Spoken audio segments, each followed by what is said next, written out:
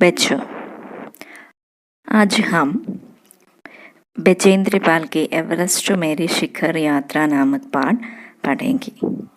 ബചേന്ദ്രി പാൽ ആരാണ്? എവറസ്റ്റ് കീഴടക്കിയ ആദ്യത്തെ വനിത, ഇന്ത്യൻ വനിതയാണ്. അപ്പോൾ അവരുടെ എവറസ്റ്റ് യാത്രയിലുണ്ടായ അനുഭവങ്ങൾ, പ്രയാസങ്ങൾ, അതിനെയെല്ലാം കുറിച്ച് അവർ വലിയ ഒരു വിവരണം തന്നെ തയ്യാറാക്കിയിട്ടുണ്ട്. അതിൽ കുറച്ച് ഭാഗമാണ് ഈ പാഠം.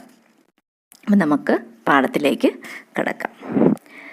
एवरेस्ट अभियान दल 7 मार्च को दिल्ली से काठमांडू के लिए हवाई जहाज से चल दिया. एक मजबूत अग्रिम दल पहले ही चला गया था, जिससे कि वह हमारे बेस कैंप पहुंचने से पहले दुर्गम हिमपात के रास्ते को साफ कर सके. അപ്പോൾ അഭിയാൻ എന്ന് പറഞ്ഞാൽ ചടായി കർണേവാല ദൽ, അതായത് പർവ്വതാരോഹകരുടെ കൂട്ടത്തെയാണ് അഭിയാൻ ദൽ എന്ന് പറയുന്നത്. അപ്പോൾ എവറസ്റ്റ് യാത്രയ്ക്കായിട്ട് ഒരു ഗ്രൂപ്പ്, അതായത് ലേഖികയും കൂട്ടരും അടങ്ങുന്ന ഒരു ഗ്രൂപ്പ് മാർച്ച് 7-ന് ദില്ലിയിൽ നിന്ന് ഫ്ലൈറ്റിൽ കാഠ്മണ്ഡുവിലേക്ക് യാത്രയായി. അവർ പോകുന്നതിന് മുൻപ് തന്നെ ഒരു സ്ട്രോങ് ആയിട്ടുള്ള മറ്റൊരു ഗ്രൂപ്പ്, അതാണ് അഗ്രിം ദൽ എന്ന് പറയുന്ന ഗ്രൂപ്പ്, ആദ്യം തന്നെ പോയിരുന്നു. അവരാണ് എന്ത് ചെയ്തത്? ബേസ് ക്യാമ്പ് എന്ന് പറഞ്ഞാൽ ഇത് എവറസ്റ്റ് ആരോഹണം തുടങ്ങുന്നതിന് മുൻപുള്ള സ്റ്റാർട്ടിംഗ് പോയിൻ്റാണ്. അവിടെ എത്താനുള്ള ദുർഗമമായിട്ടുള്ള മഞ്ഞു വഴികളൊക്കെ അവർ വൃത്തിയാക്കും. नामचे बाजार शेरपा लाइन का एक सर्वाधिक महत्वपूर्ण नगरीय क्षेत्र है. अधिकांश शेरपा इसी स्थान तथा यहीं के आसपास के गांवों के होते हैं. यह नामचे बाजार ही था जहाँ से मैंने सर्वप्रथम एवरेस्ट को निहारा, जो नेपालियों में सागर माता के नाम से प्रसिद्ध है. मुझे यह नाम अच्छा लगा. അപ്പോൾ നാംചെ ബാസാർ എന്ന് പറയുന്ന സ്ഥലം അത് ഷേർപ്പാലൻഡിലെ, അതായത് ഈ പർവ്വത പ്രദേശത്തെ ഏറ്റവും മഹത്വപൂർണമായ ഒരു സ്ഥലമാണ്. അവിടെയാണ് ഒരുപാട് ഷേർപ്പകൾ ഉള്ളതും അവരുടെ ഗ്രാമവുമാണ്. അതായത് പർവ്വത പ്രദേശത്ത് താമസിക്കുന്നവരുടെ ഒരു സ്ഥലമാണ് ഷേർപ്പാലാൻഡ് എന്ന് പറയുന്നത്. ഇവിടെ നിന്നാണ് ലേഖിക ആദ്യമായിട്ട് ഏതിനെ കണ്ടത്? എവറസ്റ്റിനെ കണ്ടത്. അത് എവറസ്റ്റ് ഏത് പേരിലാണ് അറിയപ്പെടുന്നത്? നേപ്പാളികളുടെ ഇടയിൽ സാഗർ മാത എന്ന പേരിലാണ് അറിയപ്പെടുന്നത്. ആ പേര് ലേഖികയ്ക്ക് വളരെയധികം ഇഷ്ടമായി തോന്നി. മാധ എന്ന് പറഞ്ഞാൽ എന്താണ്? നെറ്റിത്തടം അല്ലെങ്കിൽ മൂർധാവ് എന്നാണ്. അപ്പോൾ അതായത് സാഗർ സമുദ്രത്തിൽ നിന്നും അത്രയും ഉയരത്തിലുള്ളത് കൊണ്ടാണ് അങ്ങനെ പറയുന്നത്. എവറസ്റ്റ് की तरफ गौर से देखते हुए मैंने एक भारी बर्फ का बड़ा फूल देखा, जो पर्वत शिखर पर लहराता एक ध्वज सा लग रहा था. അപ്പോൾ എവറസ്റ്റിനെ ലേഖിക വളരെ അഭിമാനത്തോടു കൂടി നോക്കുന്ന സമയത്ത് വലിയ മഞ്ഞുകൊണ്ടുണ്ടായ പൂ കണ്ടു. പ്ലൂം എന്നാണ് പറയുന്നത്. അത് പർവ്വത ശിഖരത്തിൽ അലയടിക്കുന്ന ഒരു ഫ്ലാഗ് കണക്കെ തോന്നുകയുണ്ടായി ലേഖയ്ക്ക്. मुझे बताया गया कि यह दृश्य शिखर की ऊपरी सतह के आसपास 150 किलोमीटर अथवा इससे भी अधिक गति से हवा चलने के कारण बनता था, क्योंकि तेज हवा से सूखा बर्फ पर्वत पर उठता रहता था. पर्वत का यह ध्वज 10 किलोमीटर या इससे भी लंबा हो सकता था. അപ്പോൾ ഇതെന്താണ്?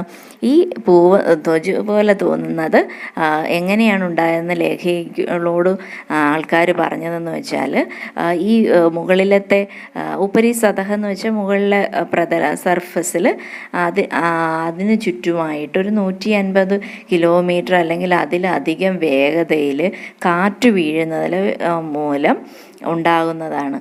അതെന്ന് വെച്ചാൽ വലിയ വേഗത്തിൽ കാറ്റ് വീശുമ്പോൾ മഞ്ഞെല്ലാം ഇങ്ങനെ വരണ്ട് എന്ത് ചെയ്യും? പർവ്വതത്തിലിങ്ങനെ പറന്ന് വ്യാപിക്കും. അങ്ങനെയാണ് ഇതുണ്ടാവുന്നത്. അപ്പോൾ ഈ ബരഫ് ഖാ ധ്വജ്, ഈ മഞ്ഞുകൊണ്ടുണ്ടായ ഈ ഫ്ലാഗ് ഏകദേശം 10 കിലോമീറ്റർ അധികം നീളത്തിലുള്ളതായിരിക്കും. എന്ന് വെച്ചാൽ അത്രയ്ക്ക് വലിയതാണ്.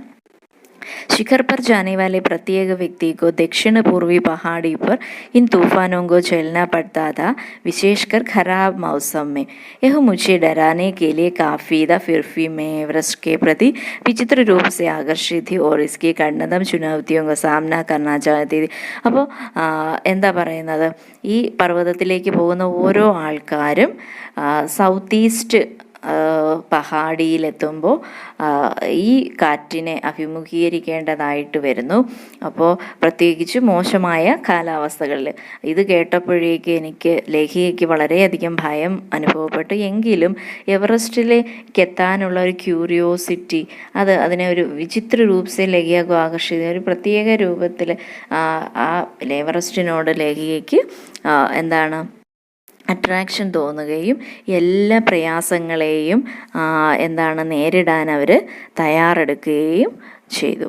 ജബ് ഹം 26 मार्च को पैरिस पहुँचे, हम हिमस्खलन के कारण हुई एक शेरपा कुली की मृत्यु का दुखद समाचार मिला.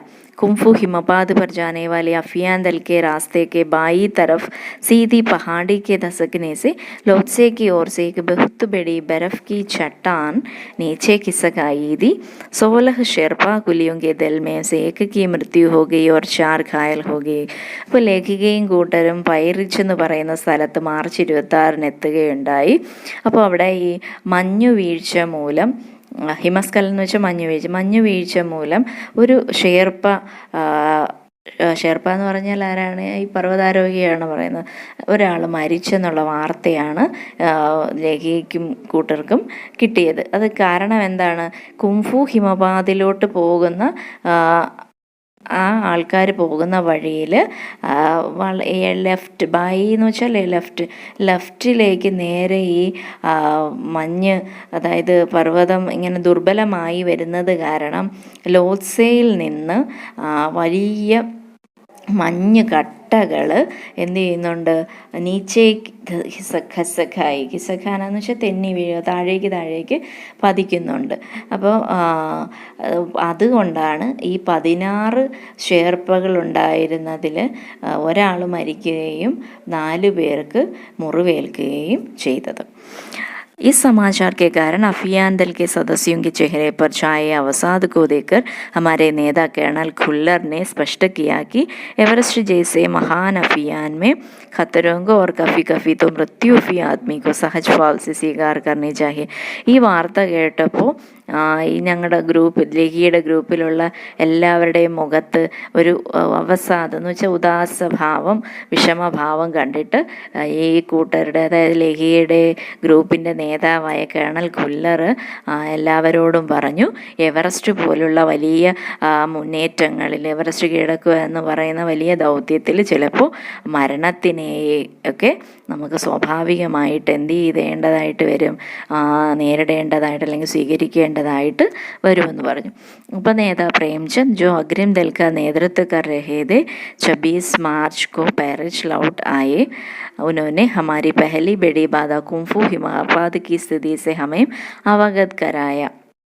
उन्होंने कहा कि उनके दल में कैंप 1 जो हिमपात के ठीक ऊपर है वहाँ तक का रास्ता साफ कर दिया है.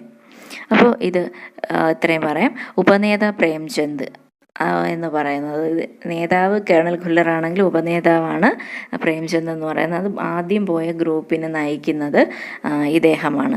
അപ്പോൾ മാർച്ച് 26 അദ്ദേഹം എന്ത് ചെയ്തു, ഈ പൈറിച്ചിൽ തിരിച്ചെത്തി. അപ്പോഴാണ് ലേഖികയും കൂട്ടരും അവിടെ എത്തിയത്.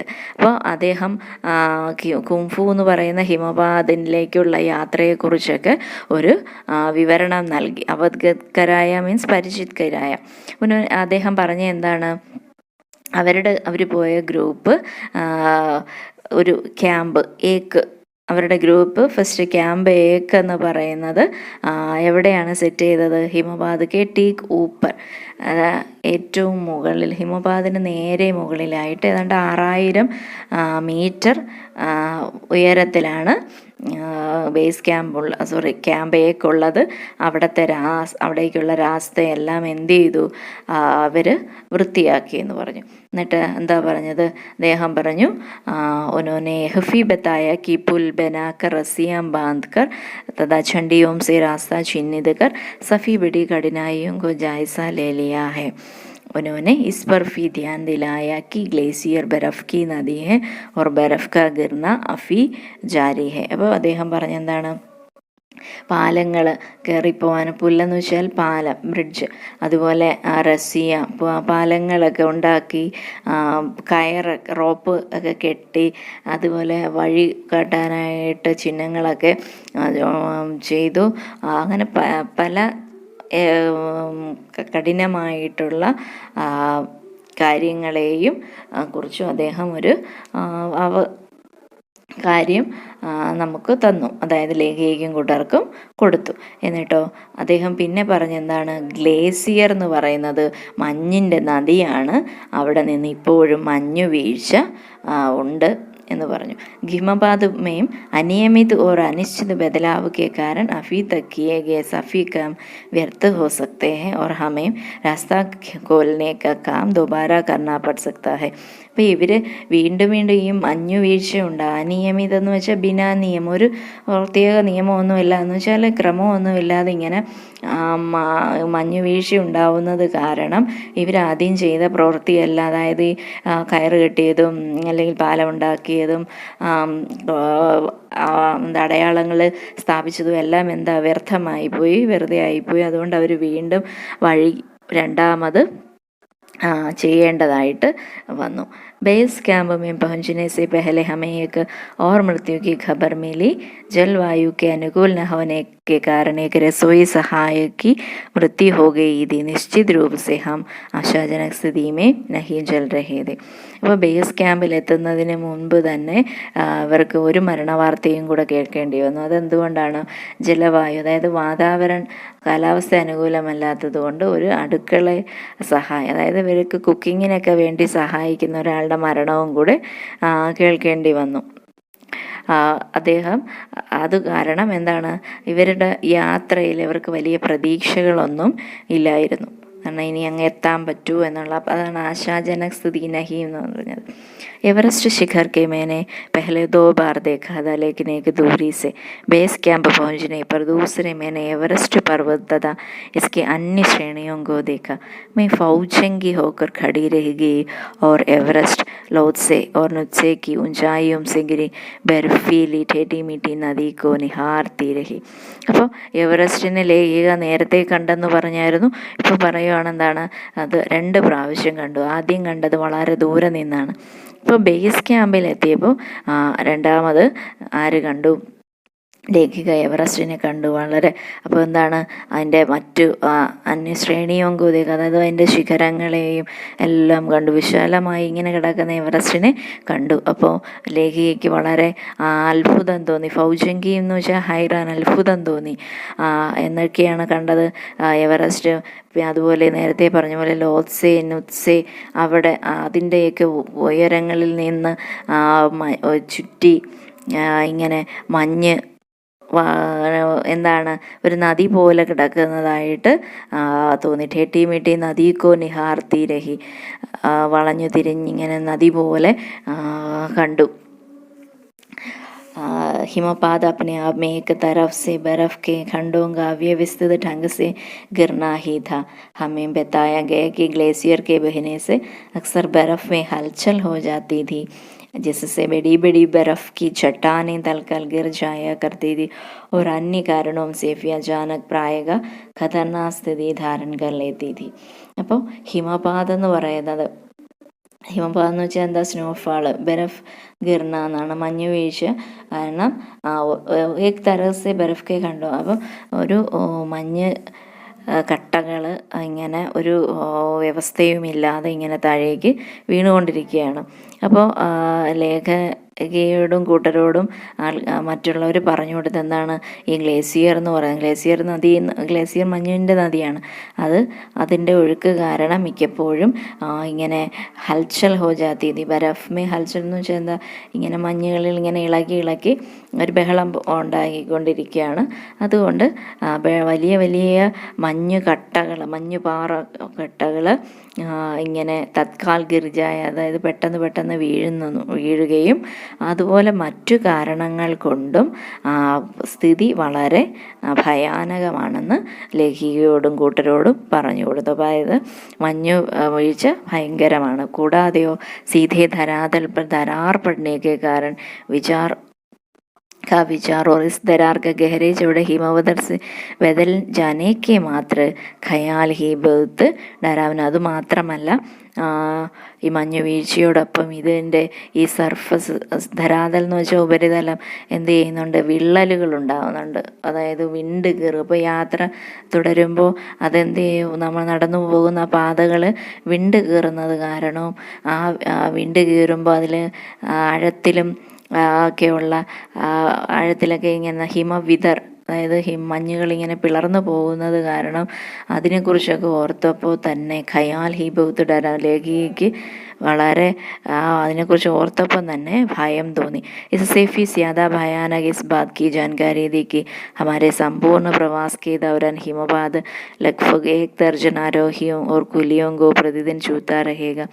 പിന്നെ അതിൽ അധികം പേടി തോന്നിയ ഒരു കാര്യം എന്ന് വെച്ചാൽ ഈ കാര്യം അറിഞ്ഞപ്പോഴാണ്. ഏതാണ്, ഈ യാത്രക്കിടയിൽ ഏകദേശം 1 ദർജൻ, 1 ഡസനോളം പർവ്വതാരോഹകരുടെ ദിനം പ്രതി എന്ത് ചെയ്യും, ആരോഹകരെ നഷ്ടപ്പെടും. അപ്പോൾ ഇതെല്ലാം ലേഖികയ്ക്ക് കാര്യങ്ങളൊക്കെ കേട്ടാൽ വളരെയധികം ഭയം തോന്നി. दूसरे दिन नए आने वाले अपने अधिकांश सामान को हम हिमपात के आधे रास्ते तक ले गए.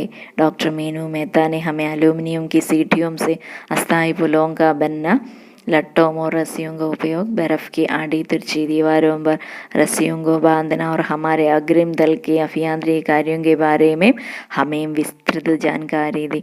ഇപ്പോൾ 2ാമത്തെ ദിവസം എന്ത് ചെയ്തു, ഒരു പുതിയ ഇതിന് വേണ്ടിയിട്ട് മിക്ക സാധനങ്ങളും ഹിമപാതിന് എൻ്റെ പകുതി അതേ രാസ്തയെന്ന് വെച്ചാൽ പകുതി വഴി വരെ ലേഖികയും കൂട്ടരും കൊണ്ടെത്തിച്ചു അവരുടെ സാധനങ്ങളെല്ലാം. എന്നിട്ട് ഡോക്ടർ മീനു മേത്ത എന്ത് ചെയ്തു, ഈ അലൂമിനിയം പിന്നെ പടികൾ കൊണ്ട് അല്ലെങ്കിൽ ഏണികൾ കൊണ്ട് അതിൻ്റെ പാലങ്ങൾ നിർമ്മിക്കുന്ന അസ്ഥായി പോലും ജോ സ്ഥിർ ന ഹോ, ടെമ്പററി ആയിട്ട് പാലങ്ങൾ നിർമ്മിക്കുന്നത് എങ്ങനെയാണെന്നും, ലെട്ടോ എന്ന് വെച്ചാൽ സ്റ്റിക്ക് വടികൾ, അതുപോലെ റോപ്പ് കൊണ്ട് അതിൻ്റെയൊക്കെ ഉപയോഗം, അതായത് മഞ്ഞിലിങ്ങനെ ഒരു കുത്തിയൊക്കെ അല്ലേ പോകുന്നത് കയറിൽ പിടിച്ചൊക്കെ, അപ്പോൾ അതിൻ്റെ ഉപയോഗങ്ങൾ, പിന്നെ ബരഫ് കി ആടി തിരിച്ച് ദീവാരവും ബറസ്യവും, ഇങ്ങനെ മഞ്ഞിലിങ്ങനെ കയറ് എങ്ങനെ കെട്ടാമെന്നും, അതുപോലെ ആദ്യം പോയ ഗ്രൂപ്പിൻ്റെ ടെക്നിക്കൽ കാര്യങ്ങളെക്കുറിച്ചൊക്കെ ഒരു വളരെ വിശാലമായ ഒരു അറിവ് ലേഖികയ്ക്കും കൂട്ടർക്കും നൽകി. तीसरा दिन हिमपात से बेस कैंप तक सामान ढोकर चढ़ाई का अभ्यास करने के लिए निश्चित था. रीता गोम्बू तथा मैं साथ साथ चढ़े रहे थे. हमारे पास एक वॉकी टॉकी था जिससे हम अपने हर कदम की जानकारी बेस कैंप पर दे रहे थे. कर्नल खुल्लर उस समय खुश हुए जब हमने उन्हें अपने पहुंचने की सूचना दी, क्योंकि कैंप 1 पर पहुंचने वाले केवल हम 2 ही महिलाएं थी. അപ്പം 3ാമത്തെ ദിവസം ഹിമപാതിൽ നിന്നും ക്യാമ്പ് 1 സാധനങ്ങളും ചുമന്ന് പോകാനായിട്ട് തീരുമാനിച്ചു. അപ്പോൾ റീത്ത ഗോംബു എന്ന് പറയുന്ന സ്ത്രീയാണ് ലേഖികയോടൊപ്പം ഉള്ളത്. ഇവരുടെ കയ്യിൽ എന്തുണ്ട്, ഒരു വോക്കി ടോക്കിയുണ്ട്. വോക്കി ടോക്കിയിലൂടെ എല്ലാ വിവരങ്ങളും ബേസ് ക്യാമ്പിൽ അറിയിക്കുന്നുണ്ട്. അപ്പോൾ കേണൽ ഖുല്ലറിന് ഭയങ്കര സന്തോഷമായി. എന്താണ്, ഇവർ ഇവിടെ വരെ എത്തി, ക്യാമ്പ് 1 വരെ എത്തി എന്നുള്ള വാർത്ത കേട്ടപ്പോൾ വളരെയധികം സന്തോഷം തോന്നി. കാരണം അവിടെ എത്തുന്ന 2 മഹിളകളാണ് ഇവർ. അതുകൊണ്ട് അദ്ദേഹത്തിന് വളരെയധികം സന്തോഷം തോന്നി. अंगदौर जिलोब संग और गगन बिसादंदहा साउथ कोल पहुंच गए और 29 अप्रैल को 7,900 मीटर पर उन्होंने ക്യാമ്പ് ചാർ ലഗായ സന്തോഷജനക് പ്രഗതി थी.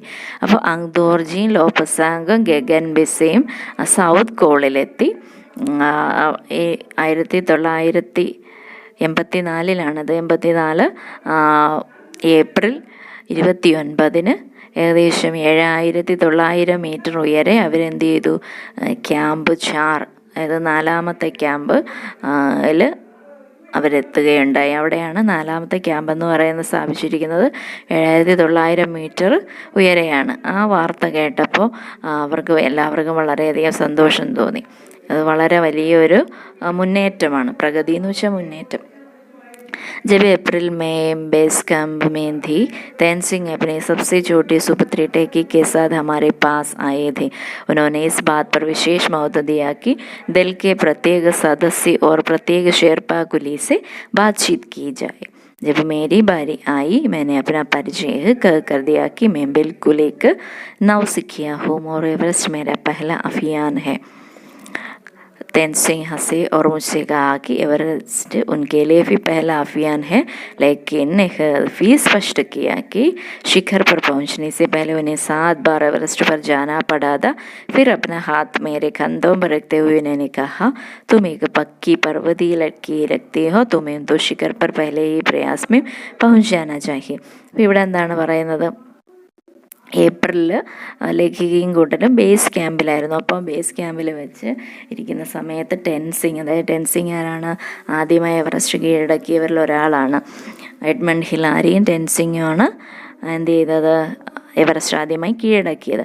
അപ്പോൾ ആ ടെൻസിങ് തൻ്റെ പുത്രിയോടൊപ്പം അവിടെ വന്നു. അപ്പോൾ അദ്ദേഹം ഇതിനെക്കുറിച്ച് ഓരോ കാര്യങ്ങളെക്കുറിച്ചും സംസാരിക്കുകയും ഓരോ വ്യക്തികളെയും പരിചയപ്പെടുകയും സംസാരിക്കുകയും ചെയ്തു.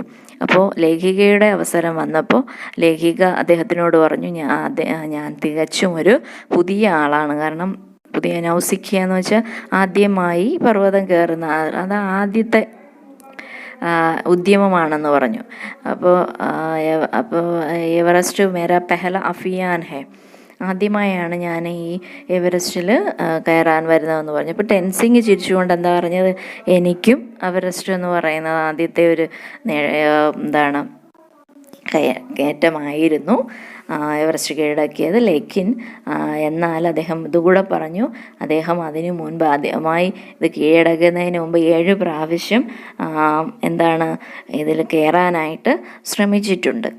പിന്നെ ലേഖികയുടെ തോളിൽ കൈവച്ചുകൊണ്ട് അദ്ദേഹം പറഞ്ഞെന്താ, താങ്കളെ കണ്ടാൽ ഒരു പർവ്വതീ ലഡ്കിക്ക് ജയ്സെ, അപ്പോൾ ഒരു അതായത് എന്താണ്, പർവ്വതീയ പെൺകുട്ടിയെ പോലെ, അതായത് പർവ്വതങ്ങളിലൊക്കെ കയറാൻ ഈസി ആയിട്ടുള്ള അതിൻ്റെ പരിസരത്ത് വസിക്കുന്ന ഒരു പെൺകുട്ടിയെ പോലെ തന്നെ തോന്നുന്നു. അതുകൊണ്ട് ആദ്യത്തെ ശ്രമത്തിൽ തന്നെ ഈ നേട്ടം കൈവരിക്കാനായിട്ട് ശ്രമിക്കാൻ അദ്ദേഹം പറഞ്ഞു. 15-16 मई 1984 को बुद्ध पूर्णिमा का दिन में लौसे की बर्फीली सीधी ढलान पर लगाए गए सुंदर रंगीन नायलॉन के बने तंबू के कैंप 3 में थी. कैंप में 10 और व्यक्ति थे. लोपसांग तशारिंग मेरे तंबू में थी. NT शेरपा तथा और 8 अन्य शरीर से मजबूत और ऊंचाइयों में रहने वाला शेरपा दूसरे तंबुओं में थे. അപ്പോൾ 1984 മെയ് 15-നും 16-നും ഇടയിൽ രാത്രി ബുദ്ധപൂർണിമയുടെ ദിവസമാണ്. അപ്പോൾ ലോത്സയിൽ നിന്നുള്ള നേരെയുള്ള ചെരുവിൽ ആണ് ഇവരെന്ത് ചെയ്തത്, അവരുടെ ടെൻറ്റ്, നെയ്ലോൺ കൊണ്ടുണ്ടാക്കിയ ടെൻറ്റ് നിർമ്മിച്ചിരിക്കുന്നത്. അവിടെയാണ് ക്യാമ്പ് 3 എന്ന് പറയുന്നത്. അവിടെ ഇവർ എത്ര പേരുണ്ട്, 10 പേര് ഉണ്ട്. അപ്പോൾ ലോപസാങ്കും തഷാരിങ്കും ലേഖികയുടെ അതേ ടെൻറ്റിലാണുള്ളത്. NT ഷെർപ്പയും മറ്റ് 8 നല്ല സ്ട്രോങ് ആയിട്ടുള്ള ആൾക്കാരും അടുത്ത ഒരു ടെൻറ്റിലുമാണ്. मैं गहरी नींद में सोई हुई थी कि रात में 12 30 बजे के लगभग मेरे सिर के पिछले हिस्से में किसी एक सख्त चीज़ के टकराने से मेरी नींद अचानक खुल गई और साथ ही एक ज़ोरदार धमाका भी हुआ। तभी मुझे महसूस हुआ कि एक डंडी बहुत भारी कोई चीज़ मेरे शरीर पर से मुझे कुचलती हुई चल रही है। मुझे सांस लेने में भी कठिनाई हो रही थी. അപ്പോൾ അങ്ങനെ ഇരിക്കെ വളരെ നല്ല ഉറക്കത്തിലായിരുന്നു ലേഖികയും കൂട്ടർ. രാത്രി 12:30 ആയപ്പോഴേക്ക് ലേഖികയുടെ തലയ്ക്ക് മുകളിൽ പിറകു ഭാഗത്തായിട്ട് ഏതോ ഒരു കട്ടിയുള്ള വസ്തു വന്ന് തട്ടി കൊണ്ട് ലേഖിക പെട്ടെന്ന് ഉണർന്നു. അപ്പോൾ കൂടെ ഒരു ഭയങ്കര ശബ്ദവും കേട്ടു. അപ്പോൾ ലേഖികയ്ക്ക് തോന്നി എന്താണ് എന്തോ ഒരു തണുത്ത് നല്ല വെയിറ്റുള്ള ഒരു വസ്തു അവരുടെ ശരീരത്തിലൂടെ ഇങ്ങനെ ശരീരത്തിലിടിച്ച് ഇങ്ങനെ തട്ടി നിൽക്കുന്നത് പോലെ തോന്നി. അപ്പോൾ ശ്വാസമെടുക്കാൻ പോലും അവർക്ക് പ്രയാസം തോന്നി. यह क्या हो गया था? एक लंबा बर्फ का पिंड हमारे कैंप के ठीक ऊपर लौत्से ग्लेशियर से टूटकर नीचे आ गिरा था और उनका विशाल हिमपुंज बना गया था. അപ്പോൾ എന്താണ് സംഭവിച്ചതെന്നറിയില്ല. വലിയ ഒരു മഞ്ഞുകട്ട ലോത്സെ നദിയിൽ നിന്ന് മഞ്ഞുകൊണ്ടുണ്ടായ ഗ്ലേസിയറിൽ നിന്ന് താഴേക്ക് വന്ന് വലിയൊരു ഹിമപുഞ്ച് എന്ന് വെച്ചാൽ മഞ്ഞിൻ്റെ ഒരു സമൂഹം കൂട്ടമായിരിക്കുകയാണ്. हिमखंडों बर्फ़ के टुकड़ों तथा जमी हुई बर्फ़ के इस विशालकाय पुंज ने एक एक्सप्रेस रेलगाड़ी की तेज गति से और भीषण गर्जना के साथ सीधी ढलान से नीचे आते हुए हमारे कैंप को तहस नहस कर दिया. वास्तव में हर व्यक्ति को चोट लगी थी. एक आश्चर्य था कि किसी की मृत्यु नहीं हुई थी. അപ്പം ഈ വലിയ മഞ്ഞ് കട്ടകളും മഞ്ഞ് കഷ്ണങ്ങളും കട്ടിയായ മഞ്ഞ് എല്ലാം കൂടെ ഒരു വലിയ മഞ്ഞ് എന്ത് ചെയ്തു, ഒരു എക്സ്പ്രസ് ട്രെയിനിൻ്റെ കണക്ക് വേഗത്തിൽ വലിയ ശബ്ദത്തോടു കൂടി വന്ന് ചരുവിലൂടെ താഴേക്ക് വന്ന് ഇവരുടെ ക്യാമ്പിനെ എന്ത് ചെയ്തു, തഹസ് നഹസ് കർണമെന്ന് വെച്ചാൽ ചിന്ന ഭിന്നമാക്കി. അത് യഥാർത്ഥത്തിൽ ഓരോരുത്തർക്കും മുറിവേറ്റു, പക്ഷേ ആരും മരിച്ചില്ല എന്നത് വളരെ ആശ്ചര്യമുളവാക്കുന്ന ഒന്നായിരുന്നു. लोपसंग अपनी स्विस छुरी की मदद से हमारे तंबू का रास्ता साफ करने में सफल हो गए थे और तुरंत ही अत्यंत तेजी से मुझे बचाने की कोशिश में लग गए. थोड़ी सी देर के सीधा अर्थ था मृत्यु. बड़े बड़े हिमपिंडों का को मुश्किल से हटाते हुए उन्होंने मेरे चारों तरफ के कड़े जमे बर्फ़ की खुदाई की और मुझे उस बर्फ़ की कब्र से निकाल बाहर खींच लाने में सफल हो गए. അപ്പോൾ ലോപസാങ് ഇവരോടൊപ്പം ഉണ്ടാകുന്ന ലോപസാങ് എന്ത് ചെയ്തു, സ്വിസ് അതായത് സ്വിറ്റ്സർലൻഡിൽ നിന്ന് കൊണ്ടുവന്ന ഒരു നൈഫ് കത്തി അദ്ദേഹത്തിന് ഉണ്ടായിരുന്നു. അപ്പോൾ അത് വെച്ച് അവരുടെ ടെൻറ്റിൻ്റെ വഴിയെല്ലാം എന്ത് ചെയ്തു, വൃത്തിയാക്കി. മഞ്ഞെല്ലാം എന്ത് ചെയ്തു, മാറ്റി വളരെ പെട്ടെന്ന് തന്നെ ഈ ലേഖിയെ രക്ഷിക്കാനുള്ള ശ്രമം നടത്തി. കുറച്ച് നേരത്തിന് ശേഷം അല്ലായിരുന്നെങ്കിൽ എന്ത് ചെയ്തതിന് ലേഖിക മരിച്ചുപോയതിന്. ഇവിടെ വലിയ വലിയ മഞ്ഞ് കഷ്ണങ്ങളെയൊക്കെ വളരെ പ്രയാസപ്പെട്ട് മാറ്റി ലേഖികയുടെ 4 ചുറ്റുപാടും നിന്നൊക്കെ മഞ്ഞുകട്ടകളെല്ലാം മാറ്റി ആ മഞ്ഞാകുന്ന ശവക്കല്ലറയിൽ നിന്ന് ലേഖികയെ അദ്ദേഹം എന്ത് ചെയ്തു, വലിച്ചു പുറത്തേക്കിടുന്നതിൽ വിജയിച്ചു. സുബഹ് തക് സാരെ സുരക്ഷാ ദൾ ആ ഗയേ थे और 16 मई को प्रातः 8 बजे तक हम प्रायः सभी कैंप 2 पर पहुंच गए थे. जिस शेरपा की टांग की हड्डी टूट गई थी उसे एक खुद के बनाए स्ट्रेचर पर लिटाकर नीचे लाए. हमारे नेता कर्नल कुल्लर के शब्दों में यह उतनी ऊंचाई पर सुरक्षा कार्य का एक जबरदस्त साहसी कार्य था. അപ്പോൾ രാവിലെ ഇതറിഞ്ഞുകൊണ്ട് തന്നെ ഈ സംരക്ഷണ സേനയെല്ലാം എന്ത് ചെയ്തു, മെയ് 16 8 മണിയായപ്പോഴത്തേക്ക് ക്യാമ്പ് 2 അവിടെ ഒരു ഷെർപ്പായുടെ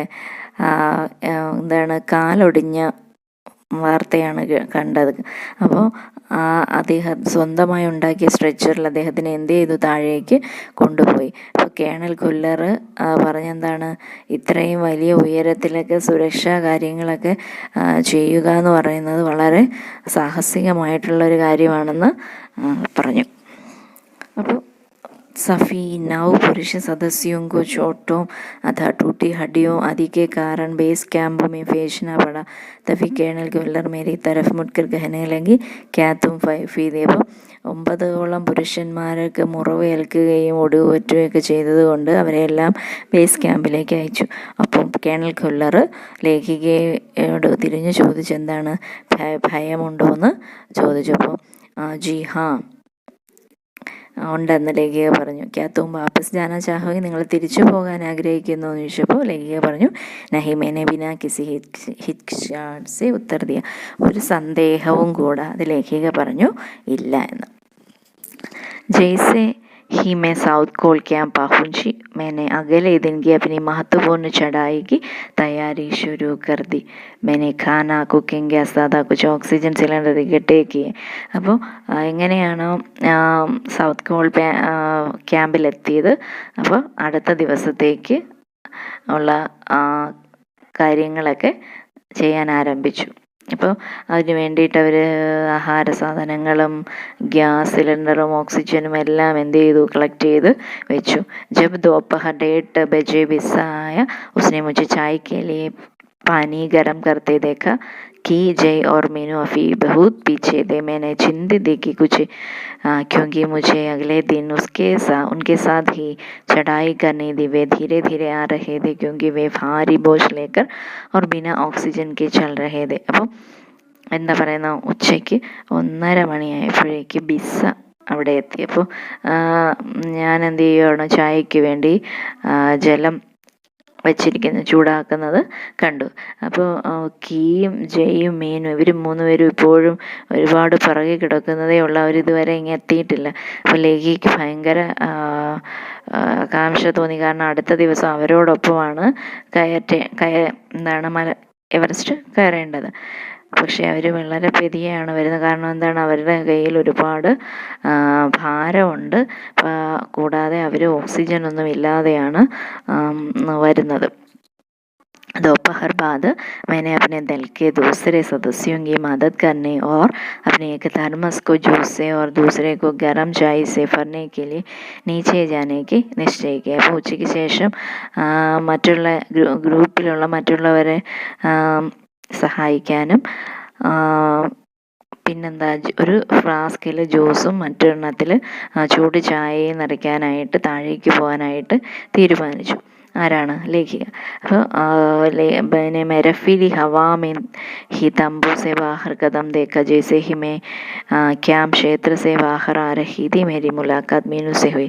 അപ്പോൾ വളരെ നല്ല മഞ്ഞ് കാറ്റ് അടിക്കുന്ന സമയത്താണ് ഇവർ ക്യാമ്പിൽ നിന്ന് പുറത്തിറങ്ങിയത്. അപ്പോൾ അവർ ഇറങ്ങിയ സമയത്ത് ആരെ കണ്ടു, മീനുവിനെ കണ്ടു. കീ ഓർ ജയ് അഫി കുച്ച് പീച്ചേ ദേ. പക്ഷെ കീയും ജയും ഇപ്പോഴും വളരെ പുറകിലാണ്. മുझे जय जनेवा स्वर की चोटी के ठीक नीचे मिला.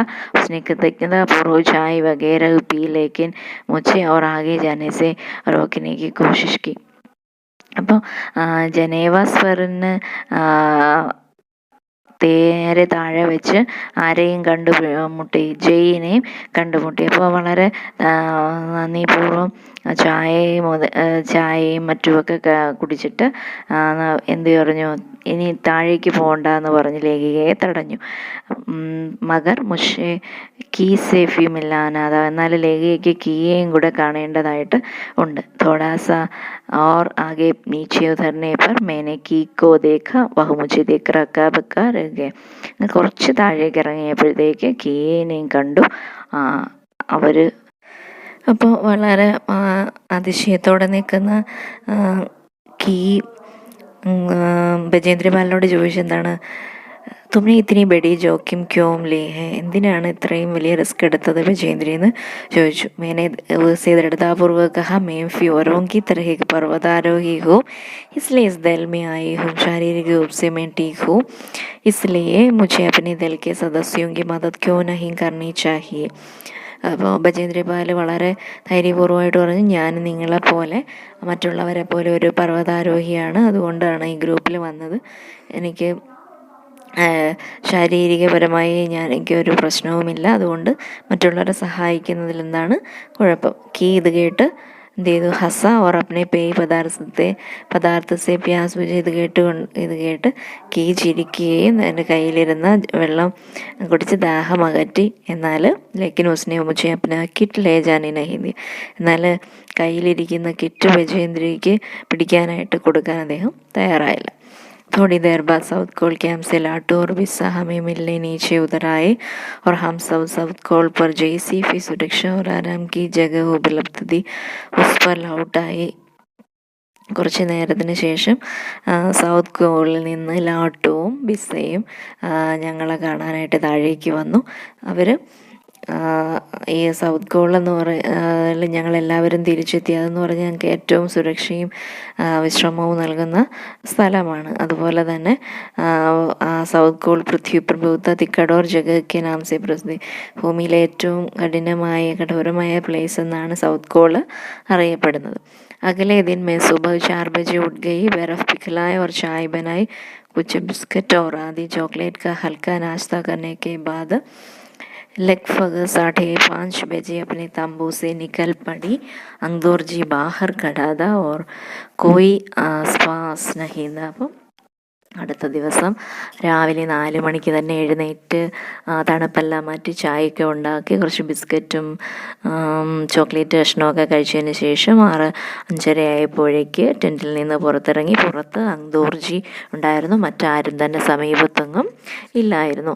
അങ്ദോർജി ബിന ഓക്സിജൻ കേഹി ചടായി കർണേവാലാത, അങ്ദോർജി എന്ന് പറയുന്നത് ഓക്സിജൻ ഒന്നും ഇല്ലാതെ पर्वतम കയറുന്ന ആളാണ്. लेकिन इसके कारण उसके पाए ठंड पड़ जाते थे, इसलिए वह ऊंचाई पर लंबे समय तक खुले में और रात्रि में शिखर कैंप पर नहीं जाना चाहता. അതുകൊണ്ട് അദ്ദേഹത്തിന് ഭയങ്കര തണുപ്പ് അനുഭവപ്പെടുന്നതാണ്. അദ്ദേഹം ഉയരത്തിൽ ഒരുപാട് സമയം നിൽക്കാനോ അല്ലെങ്കിൽ രാത്രിയിൽ ശിഖർ ക്യാമ്പിലേക്ക് പോകാനോ ആഗ്രഹിച്ചിരുന്നില്ല. इसलिए उसे या तो उसी दिन चोटी तक चढ़कर साउथ कोल पर वापस ആ ജാനാഥ അഥവാ അഭിനയ പ്രയാസ്കോ ചോഴ്ദേന. അതുകൊണ്ട് അദ്ദേഹം ആ ദിവസം ചോട്ടിയിൽ കയറുകയോ അതുപോലെ കയറിയതിന് ശേഷം സൗത്ത് കോളിലേക്ക് തിരിച്ച് വരികയോ അല്ലെങ്കിൽ ആ ശ്രമം ഉപേക്ഷിക്കുകയോ ചെയ്യണം. വഹു തുരന്ത് ഹി ചടായി ശുരു കർണ ചാഹത്താ था और उसने मुझसे पूछा क्या मैं उसके साथ जाना चाहूँगी. അദ്ദേഹം വളരെ പെട്ടെന്ന് തന്നെ കയറാൻ ആഗ്രഹിക്കുകയാണ്. അതുകൊണ്ട് അദ്ദേഹം ബചേന്ദ്രയോട് ചോദിച്ചു, എൻ്റെ കൂടെ വരാൻ ആഗ്രഹിക്കുന്നുണ്ടോ. एक ही दिन में साउथ कोल से चोटी तक जाना और वापस आना बहुत कठिन और श्रमसाध्य होगा. അപ്പോൾ ഒരേ ദിവസം തന്നെ സൗത്ത് കോളിൽ നിന്ന് ചോട്ടി വരെ പോകാനും പിന്നെ അവിടെ നിന്ന് വീണ്ടും തിരിച്ചു വരുന്നതുമൊക്കെ വളരെ പ്രയാസപ്പെട്ട കാര്യമാണ്. പക്ഷേ इसके अलावा यदि अंगदोर जी के पाए ठंड पड़ गए तो उसके लौट कर आने काफ़ी जोखिम था. ഇതല്ലെങ്കിൽ പിന്നെ അങ്ദോർജിയുടെ കാല് തണുത്ത് പോയി കഴിഞ്ഞാൽ അല്ലെങ്കിൽ മരവിച്ച് പോയി കഴിഞ്ഞാൽ അദ്ദേഹത്തിന് തിരിച്ചിറങ്ങുന്ന കാര്യവും അദ്ദേഹത്തിനെ തിരിച്ചു കൊണ്ടുവരുന്ന കാര്യവും എന്താണ് പ്രയാസമാണ്. मुझे फिर भी अंगदोर जी पर विश्वास था और साथ साथ में आरोहण की क्षमता और कर्मठता के बारे में भी आश्वस्त थी. अन्य कोई भी व्यक्ति इस समय साथ चलने के लिए तैयार नहीं था.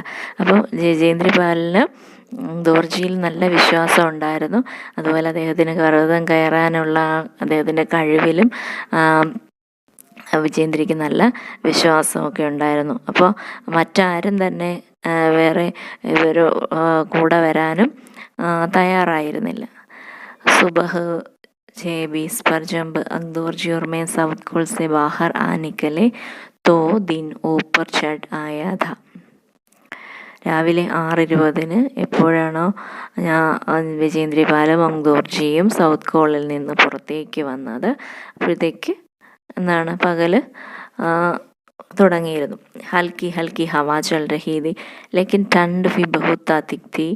मैं अपने आरोही उपस्कर में काफ़ी सुरक्षित और गर्म थी. നേരിയ കാറ്റടിക്കുന്നത് കൊണ്ട് തന്നെ തണുപ്പും അനുഭവപ്പെട്ടിരുന്നു. എന്നാൽ ലേഖികയുടെ കയ്യിൽ ഇതിന് കയറാനുള്ള ഉപകരണങ്ങളൊക്കെ ഉണ്ടായിരുന്നുകൊണ്ട് അവർ സുരക്ഷിതയും അതുപോലെ അവർക്ക് ചൂടും അനുഭവപ്പെട്ടു. हमने बैगे रस्सी के ही चढ़ाई की अंगदौर जी एक निश्चित गति से ऊपर चढ़ते गए और मुझे भी उनके साथ चलने में कोई कठिनाई नहीं हुई. അപ്പോൾ ഞങ്ങൾ കയറൊന്നും ഇല്ലാതെയാണ് കയറുന്നത്. അങ്ദോർജി ഒരു നിശ്ചിത വേഗത്തിൽ മുകളിലേക്ക് കയറുന്നുണ്ട്. എനിക്കും അദ്ദേഹത്തിനോടൊപ്പം പോകുന്നതിൽ ഒരു പ്രയാസവും തോന്നിയില്ല. जमे हुए बर्फ की सीधी व ढलाऊ चट्टानें इतनी सख्त और फुरफुरी थी मानो शीशी की चादरें बिछी है. അപ്പം കട്ടിയായ മഞ്ഞ് കഷ്ണങ്ങൾ, അതുപോലെ അതിന് നേരെയും ചരിഞ്ഞും ഉള്ള മഞ്ഞ് പാറകളും ഒക്കെ വളരെ സക്ത് ഓർ ഫുർഫുരി. സക്ത് എന്ന് വെച്ചാൽ ക്ലേശകരമായിട്ട്, അതുപോലെ വേഗം പൊട്ടുന്നത് പോലെയൊക്കെ തോന്നുന്ന ഇവ കണ്ടു കഴിഞ്ഞാൽ ഗ്ലാസ് കൊണ്ടുള്ള പുതപ്പ് വിരിച്ചിരിക്കുന്നത് പോലെ തോന്നും. അത്രയ്ക്ക് മഞ്ഞുകൾ ഇങ്ങനെ എന്ത് ചെയ്താണ് നേരെയും ചരിഞ്ഞുമൊക്കെ ഇങ്ങനെ കട്ടിയായിട്ട് കിടക്കുകയാണ്. हमें बर्फ़ काटने के फावड़े का इस्तेमाल करना ही पड़ा और मुझे इतनी सख्ती से फावड़ा चलना पड़ा जिससे कि उसे जमे हुए बर्फ़ की धरती को फावड़े के दांत काट सके. അപ്പോൾ ലേഖികയെ അങ്ദോർജി എന്ത് ചെയ്തു? ഈ മഞ്ഞുകട്ടയെല്ലാം ഇങ്ങനെ മുറിക്കാനായിട്ട് മൺവെട്ടി ഉപയോഗിച്ചു. മൺവെട്ടി വളരെ ശക്തിപൂർവം വെട്ടി. കാരണം എന്നാൽ മാത്രമേ അത്ര കട്ടിയായി വെട്ടിയാൽ മാത്രമേ ഇത്രയും ഉറച്ചിരിക്കുന്ന അല്ലെങ്കിൽ കട്ടിയായിട്ടുള്ള മഞ്ഞുകട്ടകളെ ഇതിൻ്റെ മൺവെട്ടിയുടെ പല്ലുകൾ കൊണ്ട് മുറിക്കാൻ കഴിയൂ. मैंने उन खतरनाक स्थलों पर हर कदम अच्छी तरह सोच समझ कर उड़ाया. ലേഖിക അത്രയും അപകടകരമായ സ്ഥലത്ത് ഓരോ സ്റ്റെപ്പും വളരെ ചിന്തിച്ചുറപ്പിച്ചാണ് വെച്ചത്. 2 घंटे से कम समय में ही हम शिखर कैंप पर पहुंच गए. अंगदौर जी ने पीछे मुड़कर देखा और मुझसे कहा कि क्या मैं थक गई हूँ. അപ്പം 2 മണിക്കൂർ കുറഞ്ഞ സമയം കൊണ്ട് തന്നെ ശിഖർ ക്യാമ്പിലെത്തി. അവിടെ അങ്ദോർജി അപ്പോൾ പിന്നോട്ട് തിരിഞ്ഞ് ലേഖികയോട് ചോദിച്ചു, എന്താണ് ക്ഷീണിതയാണോ എന്ന്. അപ്പോൾ മേനെ ജവാബ് ദിയ നഹി. ലേഖിക പറഞ്ഞെന്താ, ഇല്ല. ജിസേ സുൻകർ ബഹുത്തധികം ആശ്ചര്യചകിത് ഓർ ആനന്ദിത് ഹുയി. അത് കേട്ട് അദ്ദേഹം വളരെയധികം ആശ്ചര്യപ്പെടുകയും സന്തോഷവാനാവുകയും ചെയ്തു. ഉन्होंने कहा कि पहले वाले दल ने शिखर कैंप पर पहुंचने में 4 घंटे लगाए थे और यदि हम इसी गति से चलते रहते तो हम शिखर पर दोपहर 1 बजे पहुंच जाएंगे. ആദ്യം പോയ ഗ്രൂപ്പുകാർ ശിഖർ ക്യാമ്പിലെത്താൻ 4 മണിക്കൂറോളം എടുത്തു. എന്നാൽ നമ്മൾ ഈ വേഗത്തിൽ പോയി കഴിഞ്ഞാൽ ഉച്ചയ്ക്ക് 1 മണിക്ക് 1 മിനിറ്റൊക്കെ ആകുമ്പോഴേക്ക് എത്തുമെന്ന് പറഞ്ഞു.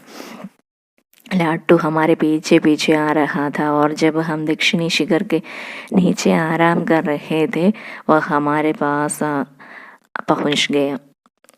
ഇവരുടെ പിന്നാലെ വന്നുകൊണ്ടിരുന്ന ലാട്ടു ഇവർ ദക്ഷിണ ശിഖരത്തിൽ എത്തിയപ്പോൾ എന്ത് ചെയ്തു? എത്തി വിശ്രമിച്ചുകൊണ്ടിരുന്നപ്പോൾ അവിടെ വെച്ച് ഇവരെ കണ്ടുമുട്ടി. थोड़ी चाय पीने के बाद हमने फिर चढ़ाई शुरू की.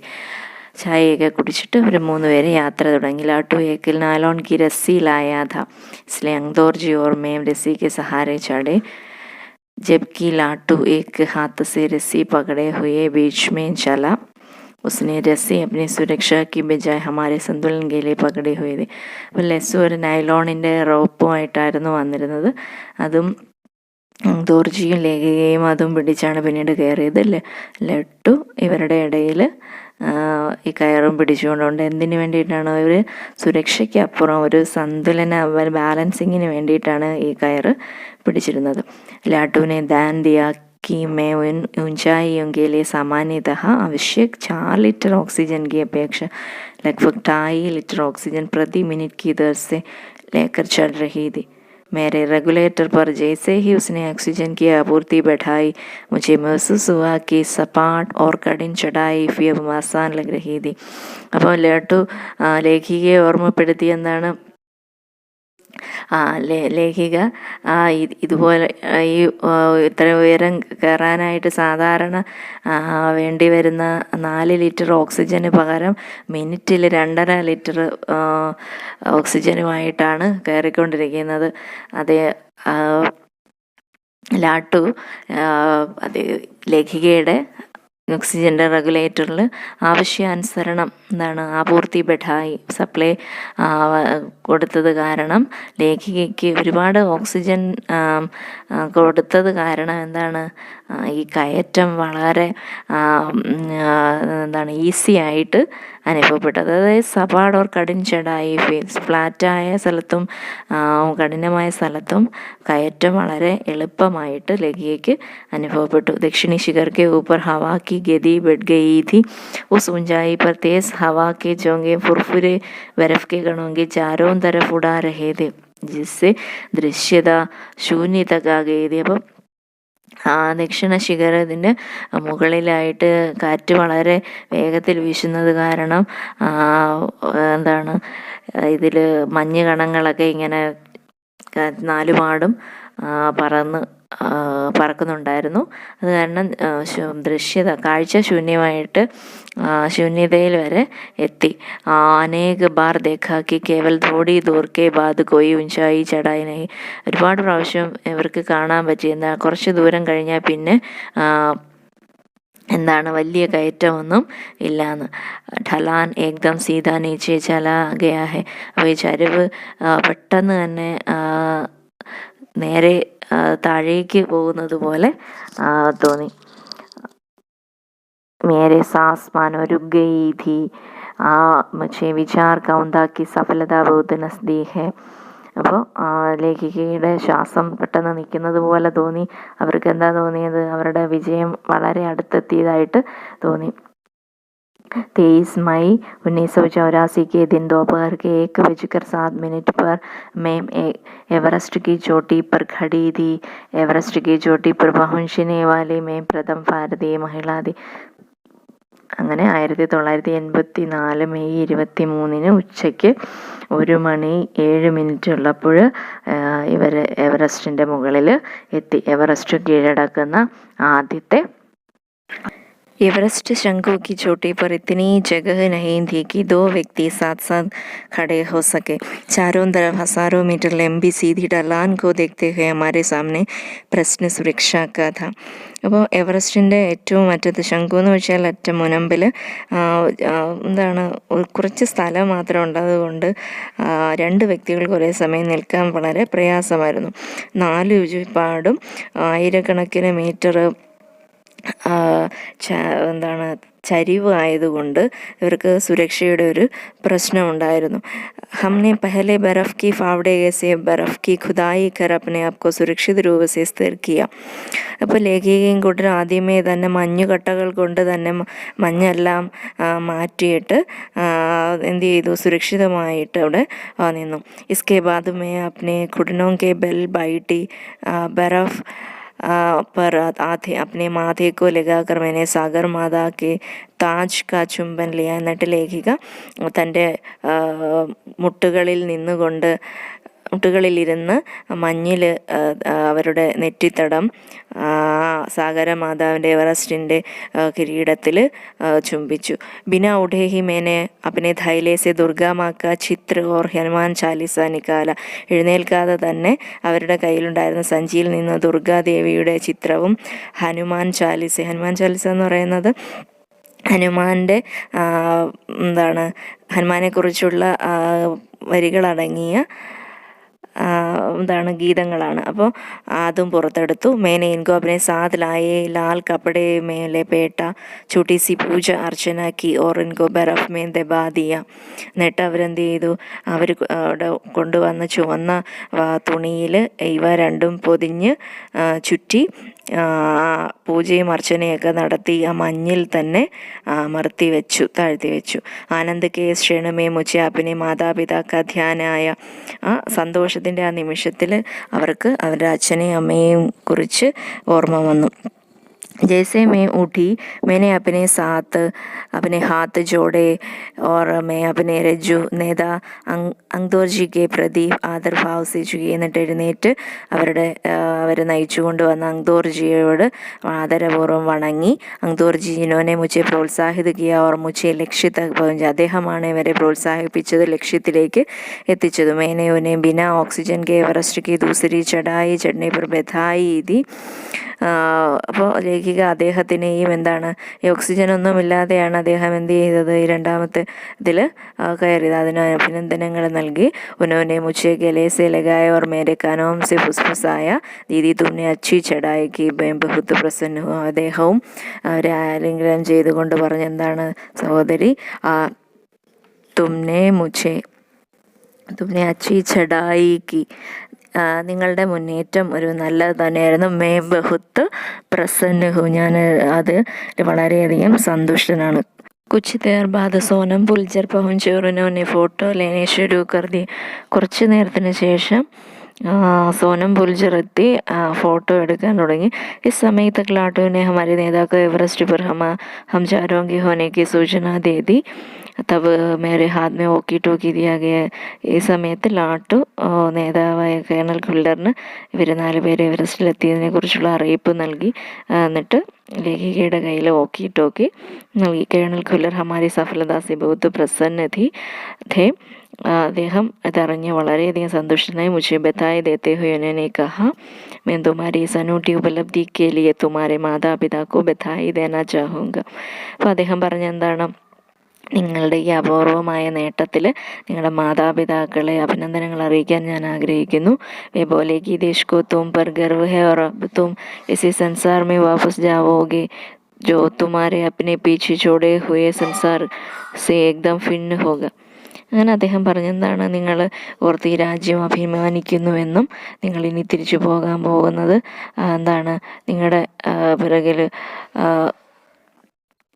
നിങ്ങൾ കണ്ടിരുന്ന നിന്നും ഒരു വ്യത്യസ്തമായ ഒരു ലോകത്തേക്കായിരിക്കുമെന്നും പറഞ്ഞു. അങ്ങനെ അഭിനന്ദനങ്ങൾ നേരുകയുണ്ടായി. ഇതാണ് ഈ ചാപ്റ്ററിൻ്റെ പൂർണ്ണമായ രൂപം. ധന്യവാദം.